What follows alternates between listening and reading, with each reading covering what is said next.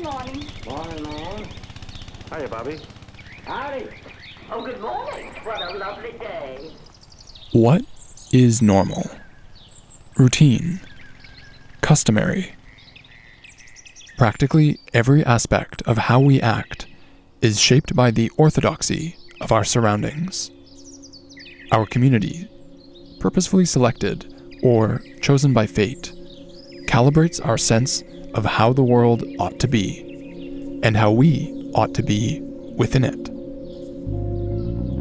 From our family, our friends, our neighbors, we are constantly getting cues on language, behavior, and attitudes. And they, in turn, are taking cues from us. We are woven in to our social fabric.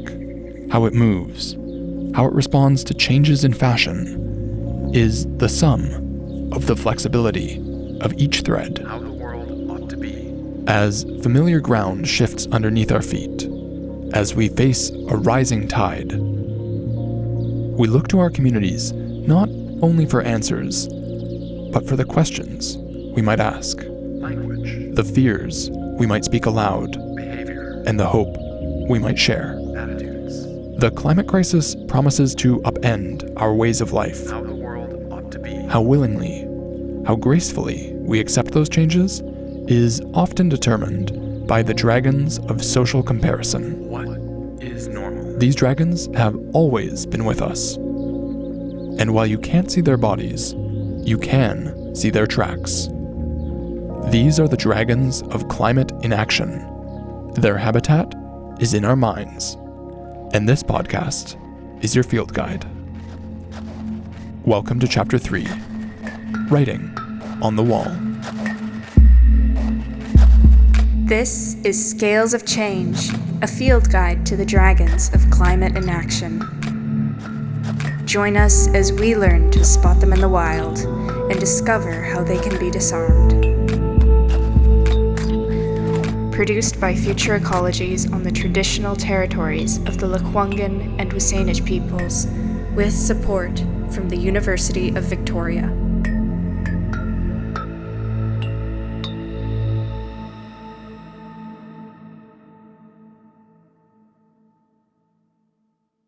Hey, Adam. Mendel. Robert. Hi, nice to see you. And hello, listener. If you're just tuning in and all of this dragon talk is not making any sense, pause this episode and go back and check out the introduction. Don't worry, we'll wait. So, today, we're onto the dragons of social comparison, or as we've dubbed it in Latin, the genus communis, which just translates to public, common, and ordinary. A social comparison is a very important genera in general because, like it or not, we're very influenced by other people around us. In fact, we tend to deny that we're influenced by other people. But, if anybody's honest, they'll say they're, in terms of what they dress, what they say, what they listen to, whatever, we're very much influenced by people. We compare ourselves to other people. What are the norms? Because I'm doing this job, I must have this kind of car or it won't look right. It's the social norm for me. There are 4 dragons in this genus. The first 2 are very closely related. So close that some people would consider them a single species. These are Communis invidia. That's the namesake of this genus, social comparison. We tend to model our behavior on the behavior of the people we consider to be our peers, whether we know them or not. And also the dragon Communis vicinia. Also known as the dragon of social norms and networks.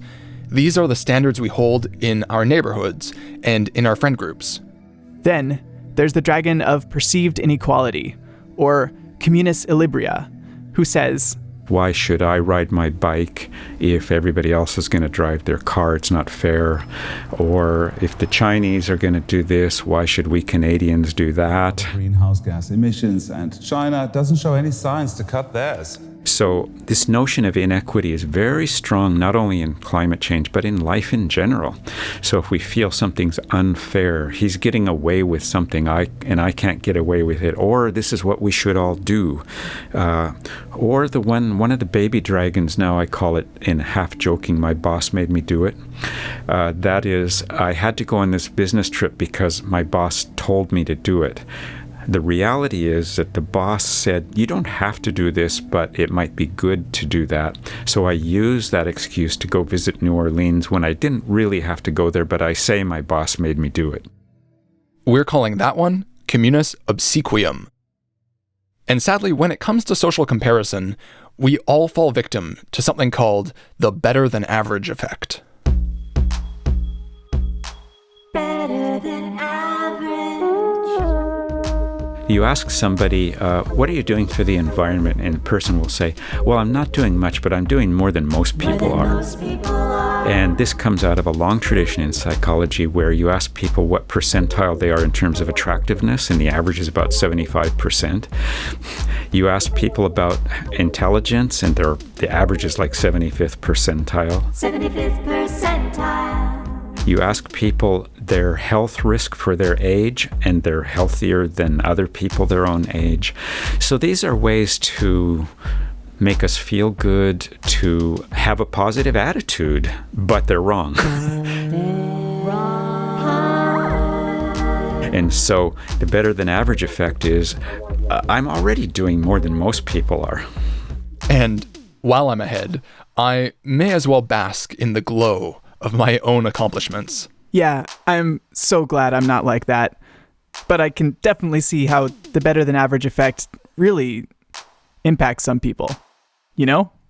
Ask the people in a household how much of the chores they're doing, and add it up, and it comes out to 150% at least.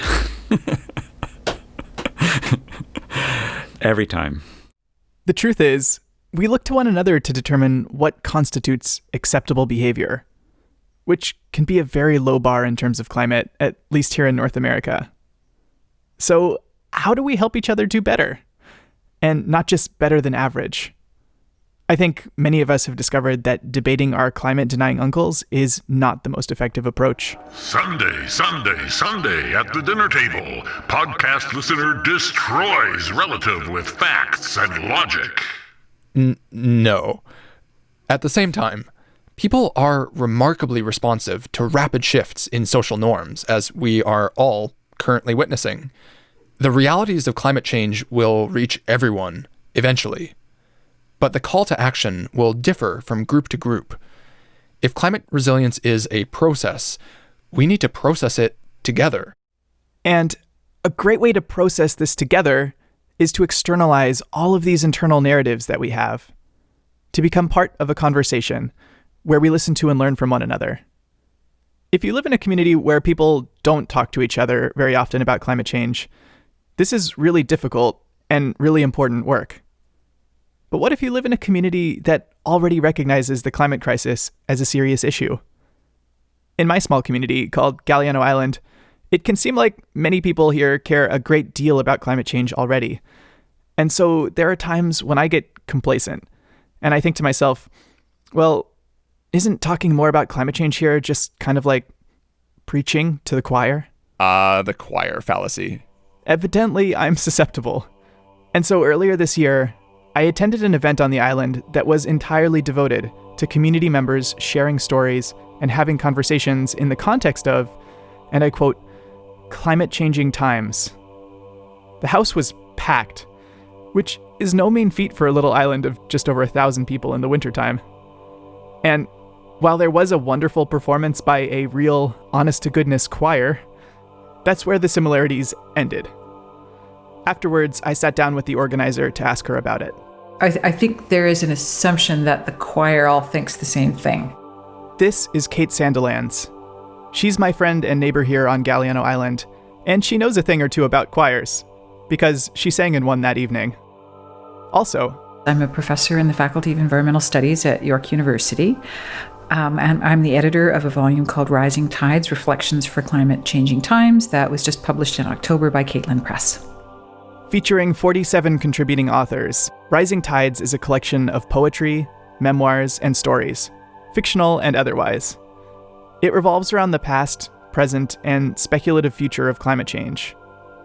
The evening in question was to celebrate the launch of this volume and give contributors the opportunity to read their work before a live audience. But if you were to just walk in and listen to the performances without knowing the theme of the evening, it might take you a while to guess at just how they were connected. Climate change wasn't always the topic of the story as much as it was an ever-present. It's not background, it's just present everywhere in all of the stories at all moments, which is actually kind of how we live our lives. Like, climate change is never not there, but it's not necessarily the thing that everybody's talking about all the time. Leaning into the choir metaphor, the climate crisis isn't the sheet music, it's the paper. Or it's not the song, it's the air that holds the sound. And even when we're in the same choir, we might all still be singing different parts. In a social movement, it is a bit similar. There's got to be some coordination, but individuals don't necessarily have to agree on absolutely everything in order to come together and do something in particular. Even on this little island that might seem like the choir that I'm preaching to, there are people that I disagree with about a range of things, but we might agree on the need for some kind of community transportation system. And in a small community like Galiano Island, a community transport system would be a huge step forward. And it's a job that's probably beyond the capacity of your average choir. The choir is quickly going to disintegrate as a metaphor because a choir needs a good director.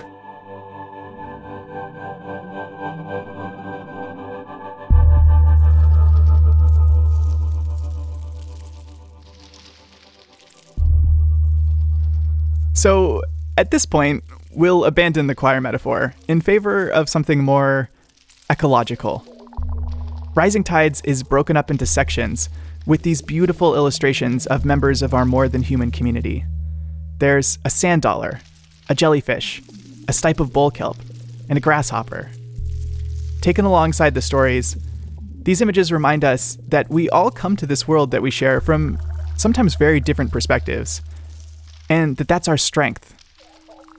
Through projects like Rising Tides, it's possible to expand our notions of what the climate crisis is and what it means by taking in the perspectives of those around us, without necessarily having to collapse it into one monolithic, objective reality. In this way, we're a lot more like an ecosystem made up of unique contributors than a choir of like-minded individuals. And as in an ecosystem, we have to be really attentive to one another. That's how we grow together and adapt to life in climate-changing times. I think that there's a variety of different things that people can be doing. I think that we do them better when we talk about them, and I think we do them better when we do them collectively, because collectively we can get things done that we can't do as individuals. Which is important because we're really vulnerable as individuals. Reading through the stories, one of the common threads is the isolation and grief that can accompany even the most everyday activities in climate-changing times. To say nothing of the loss that many of us are bearing witness to, day by day. Which can be so lonely. The climate crisis affects each one of us differently, and so every story in the collection reflects that, whether it's about lamenting the loss of bull kelp in familiar waters, or witnessing a father's progressive dementia, sailing through a sea of jellyfish, or just taking a walk to the post office. But by placing the stories together, even though they're all very different, Kate has created this unique, multi-dimensional conversation. And that conversation is healing. I got an email from a reader this morning who said that reading the book, she is a climate activist in Victoria, that reading the book made her feel that she was in good company. And that's a good outcome for me, that it made her feel like she was in a room having a good conversation with a bunch of really interesting people who all had interesting things to say about climate change. And it made her feel less alone. Being a part of a conversation makes us feel less alone.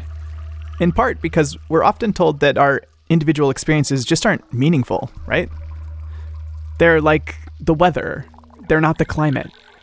In other words, they're subjective, not objective, and therefore not particularly valuable.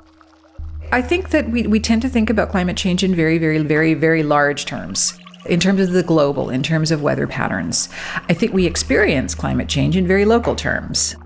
I'm happy to say I think that might be changing. I think there has been for a very long time a disjuncture between what legitimately counts as a conversation about climate and people's perception of the weathers and ecologies that surround them on an everyday basis.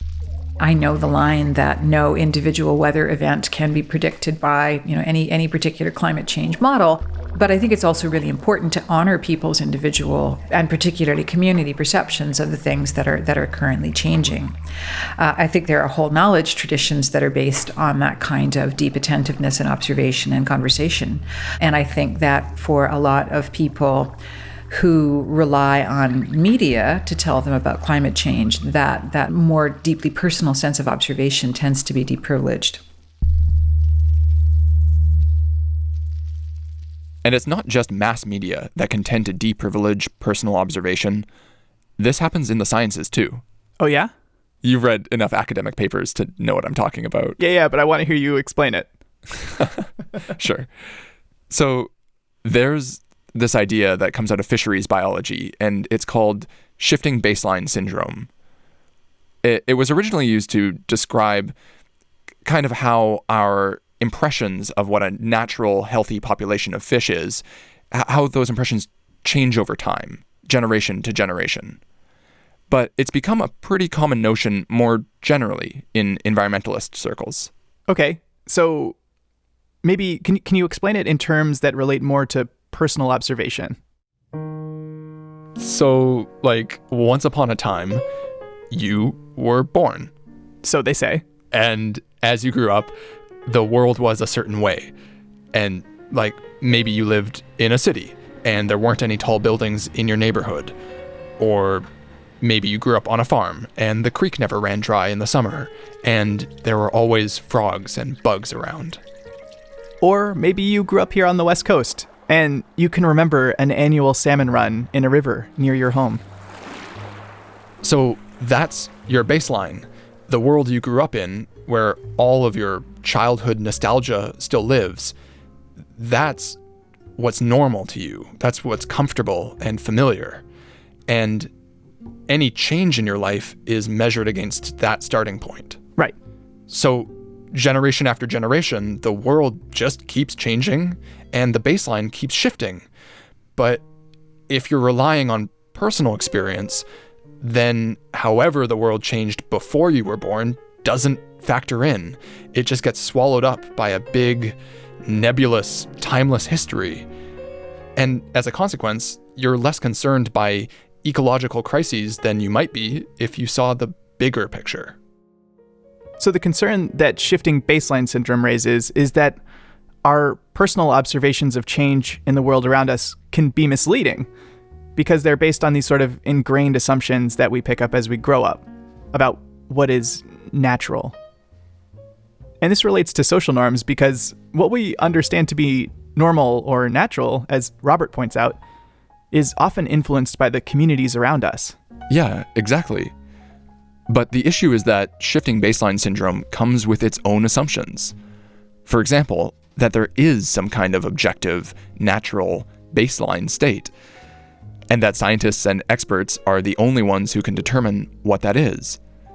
So an alternative perspective on shifting baseline syndrome would be that what we perceive as normal or natural changes, not because we're getting farther and farther away from some predetermined baseline, but because what we perceive as normal is socially mediated, and it changes as we change.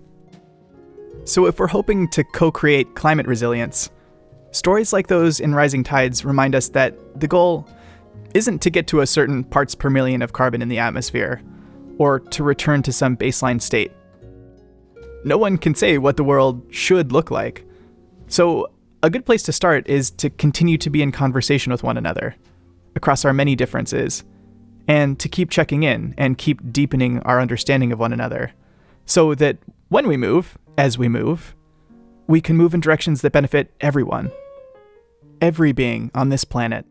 The social relations of that mediate our relationship to the natural world are just as important as the economic ones, are just as important as the technological ones. It's not just about fossil fuels. It's about an understanding of privilege that includes the idea of the right to world travel. There are aesthetic and cultural and normative and social problems that lie at the heart of our relationship to oil, our relationship to space, our relationship to place, and that those are just as important as sort of reducing fossil fuel consumption. We can't address the climate crisis without dramatically shifting our social relations. And to do that, we have to keep the conversation going and make sure it's inclusive. That way, more and more people will be inspired to join in. Well, either inspired or just embarrassed to be left behind. And that brings us to another introduction. Another animal from Robert Gifford's Psychological Menagerie. Right, we didn't warn you, but there are more than just dragons on this series. Introducing the unsung hero of the climate revolution, the mule.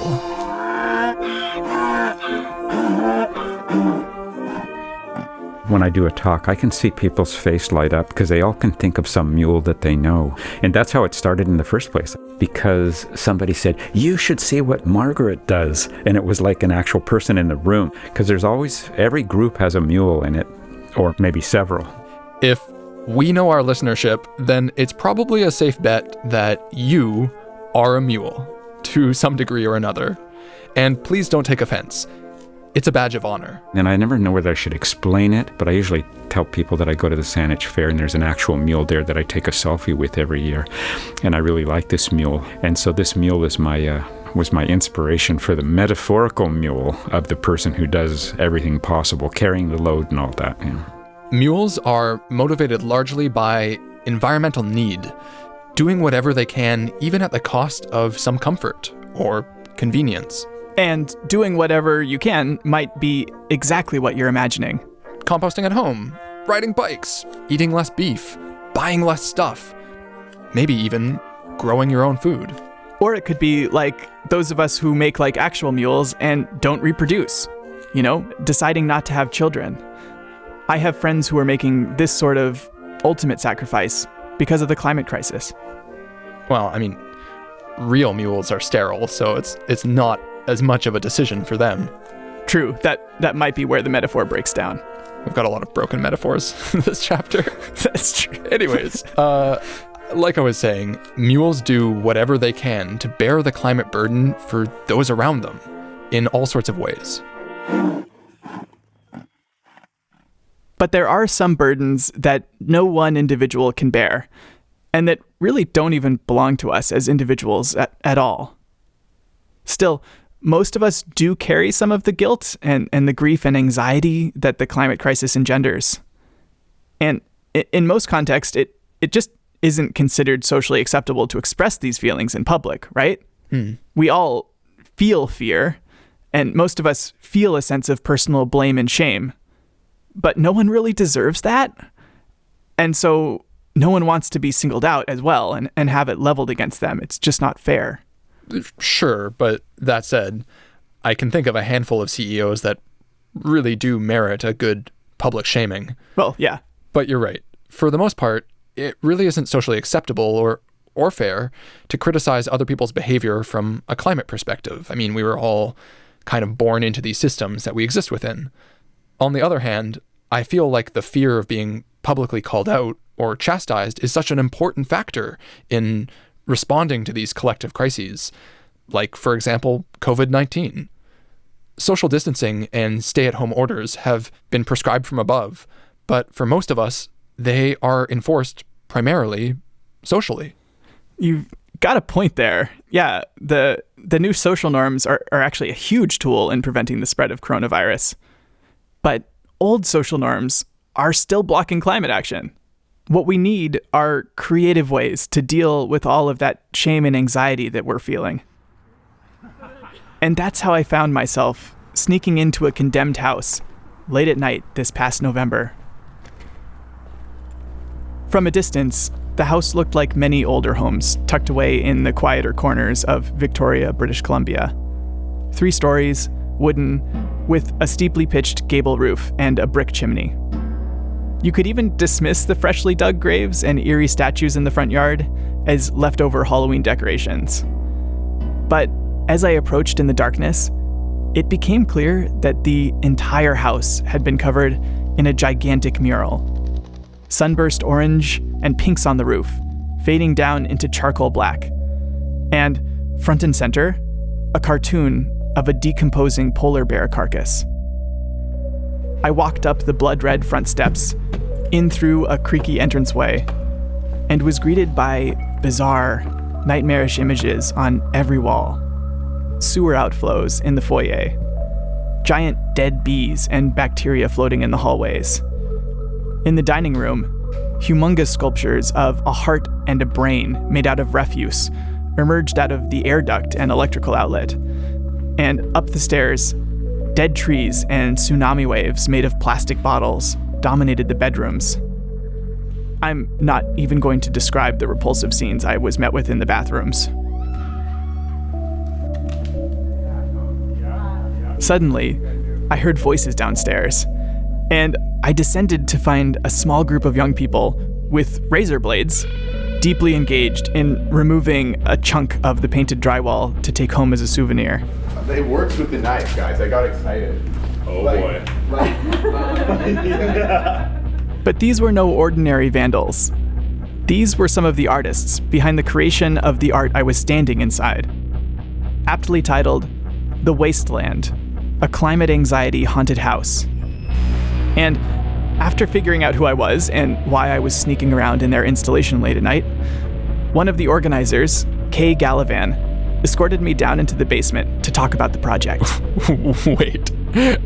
After everything you'd seen so far, you followed her into the basement? Yeah, why not?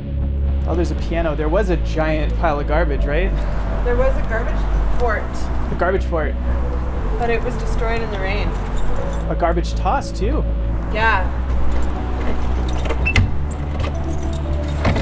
This is where the wax collective had their installation, but they took it all down. I guess what's remaining is what they want demolished. Okay. What is going on here? Long story short, Kay and her fellow artists had found out just a little bit more than a month before that this house had been condemned and was slated for demolition. And so they convinced the owners to let them turn it into an art installation for a month. And I had arrived at the very end of the exhibition, just as all the artists were coming to dismantle their pieces and take away whatever they didn't want to become rubble. These ideas of permanence and impermanence and playing with that tension was something that was really juicy. And one of the central things I wanted to do with Wasteland was to take a moment for us to appreciate and create from things that we would have otherwise demolished or thrown away. So we're talking, sitting cross-legged on the floor in this tiny basement room that actually reminded me of places that I've lived, especially in my early 20s, except that the walls are covered in this detailed collaborative artwork.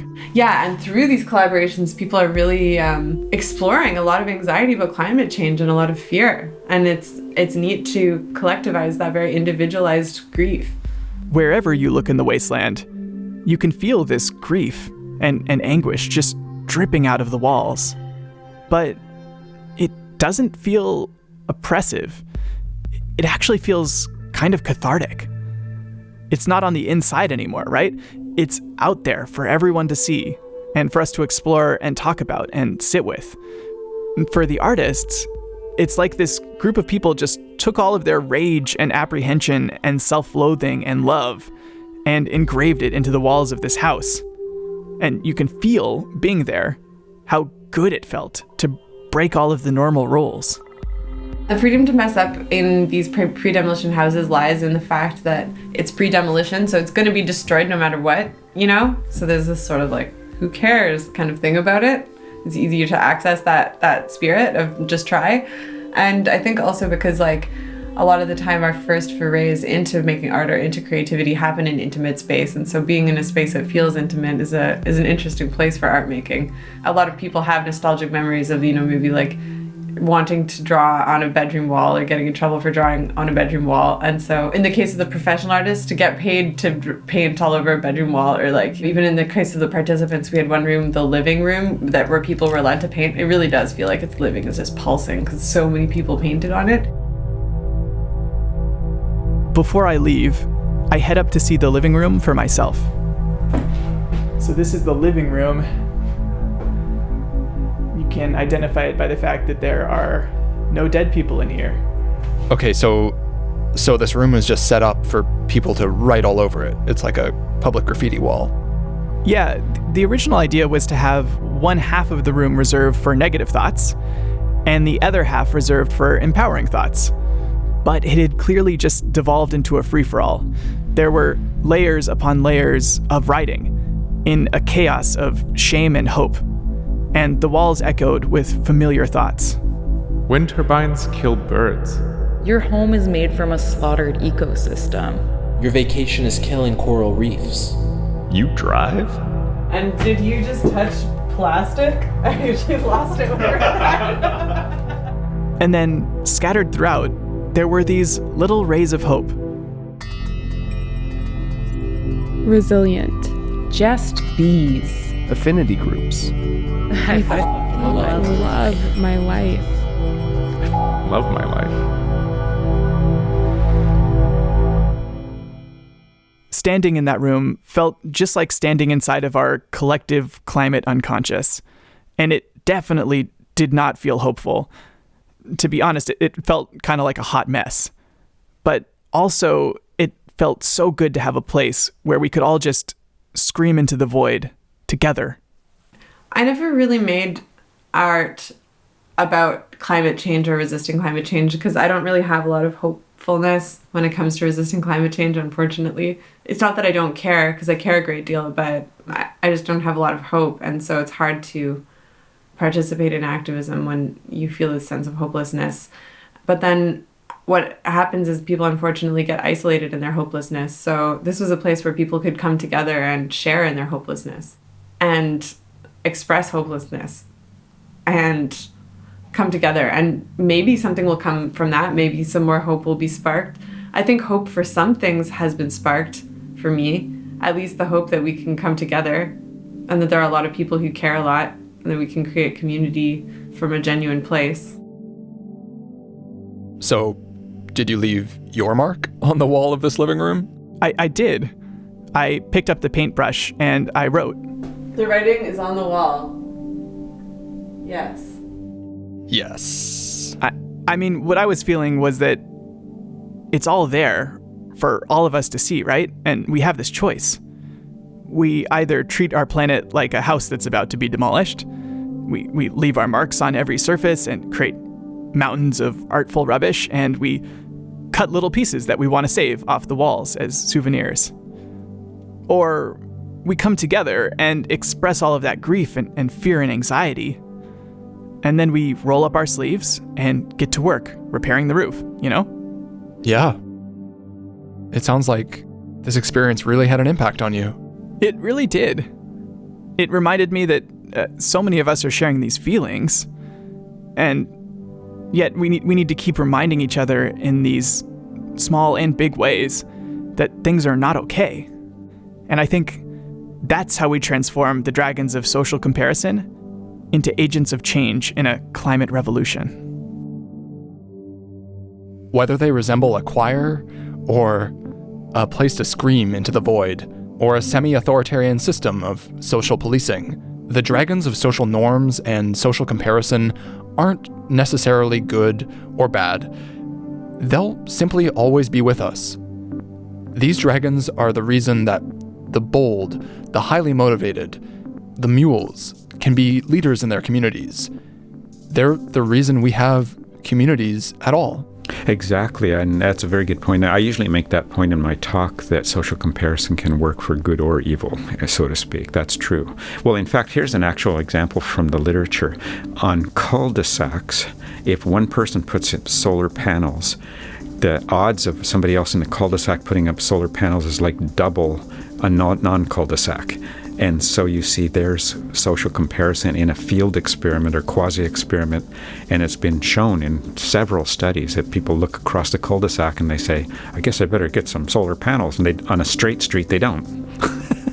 Yeah, and if one person creates a climate anxiety haunted house on the cul-de-sac, who knows what might follow? When the shape of our community makes that much of a difference on our choices, we should all recognize our power as sculptors.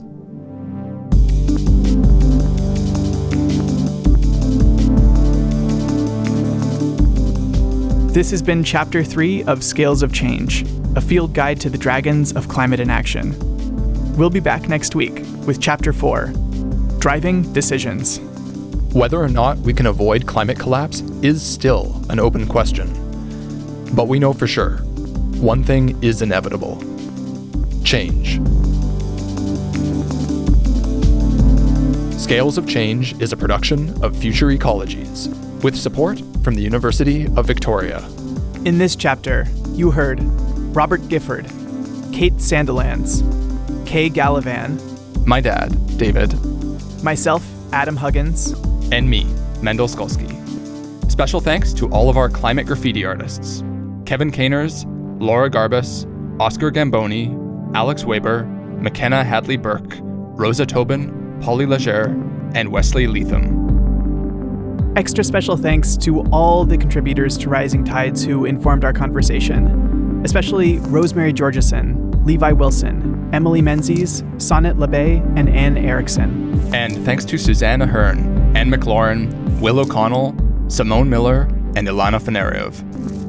Besides discovering the dragons of inaction, Robert Gifford is the author of the textbook, Environmental Psychology, Principles and Practice. Kate Sanderlands is a professor in the Department of Environmental Studies at York University and the editor of Rising Tides, Reflections for Climate Changing Times, which you can nab from Caitlin Press, or whatever bookmonger you choose. You can learn more about Kay Gallivan and the Wasteland Project at wastelandclimateanxiety.com. The Wasteland House has since been demolished, but you can still take a 3D tour online. Our theme song and composition for this chapter is by Loam Zoku. Other music in this episode was contributed by Maiden, Vincent Van Haff, Anna Andros, Hildegard's Ghost, and Sunfish Moonlight. You can tweet at us or follow us on Facebook and Instagram at Future Ecologies. To learn more about each one of the dragons of inaction, including silly things like the Latin names we gave them, go to futureecologies.net/dragons. And if you want to support the work that we do, join our community at patreon.com/futureecologies. That's it for now. See you all next week.